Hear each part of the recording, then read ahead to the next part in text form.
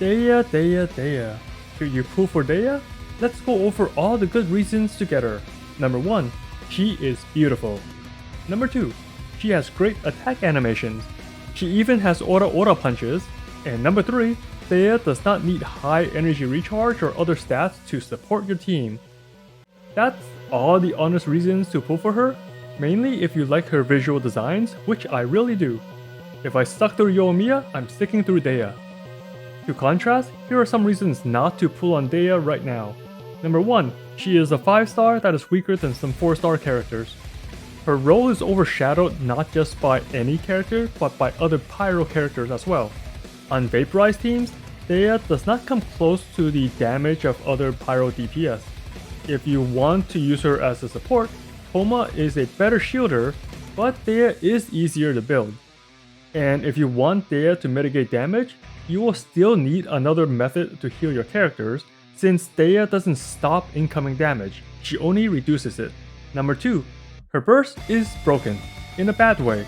Those punches do not count as normal attacks, so Xingqiu and Yelan's bursts do not proc while Dehya's is punching away. Her punches also auto-lock to a target, so you can't really move away, but you get locked back in right after.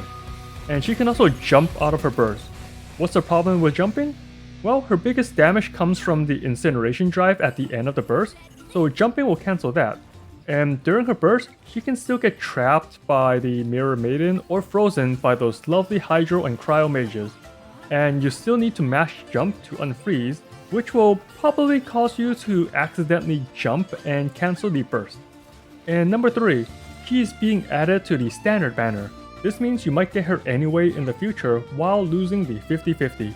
Being on standard banner could incite FOMO, since we haven't seen Tainari get his rerun yet. But the only Sumeru 5-star that got a rerun so far is Sino, who just got it right now. So we could still see a Dehya rerun in the future. Now that I scared away all the Dehya non-believers, let's see how to get the most out of our Lioness Queen for those that did get her. As stated earlier, her damage is very mediocre because she needs so many stats to do damage. Not only do you need normal DPS stats like crit rate, crit damage, pyro damage, and attack, Dehya also scales off HP. Then you need energy recharge since her burst is the biggest chunk of her damage, and then there's elemental mastery to vaporize attack. That is too many required stats, so we'll scrap the idea of making her a strong carry. Instead, Dehya fits pretty well in a support role for other pyro DPS or to generate burning for melt teams. So I will focus on her support build in those teams. How does her skill contribute? Well, her elemental skill acts like Albedo's E. It makes a big ring, and any enemies inside the ring takes extra pyro damage. You can hit an enemy with Dendro to cause burning, then your cryo carry is set to keep melting for quite a while. Her E can also be used twice, but the total duration is the same, and hitting enemies with the initial hit or the second hit does not generate any energy particles. So you should not waste the duration by using her E twice. Another purpose for Dehya's E is the damage mitigation, and more importantly, the interruption resistance. This is super important for carries like Yoimiya or Alhaitham, who loses a lot of DPS when they cannot get out their full attack strings.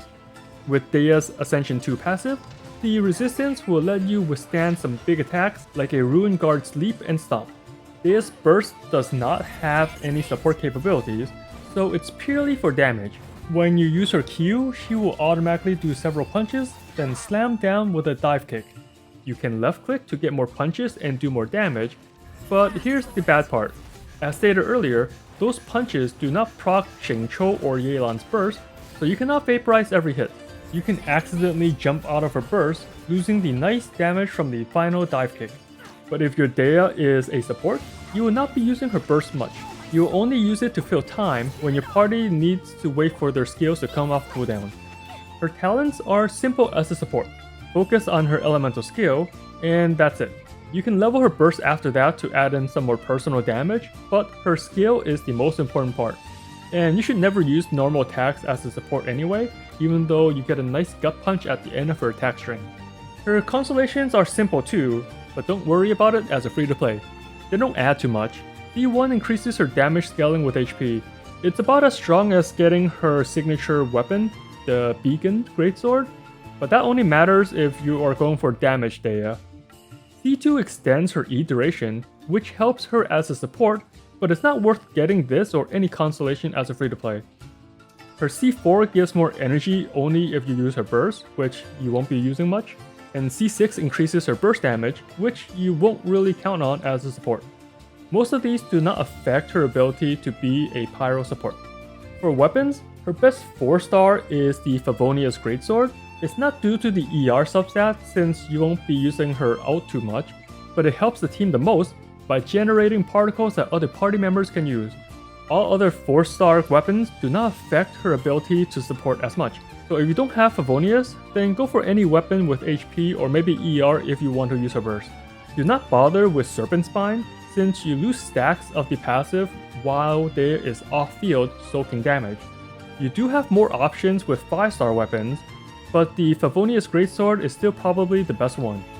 If you happen to get the Beacon Greatsword, then it will increase Dehya's damage by a bit, but not as much as her Constellation one.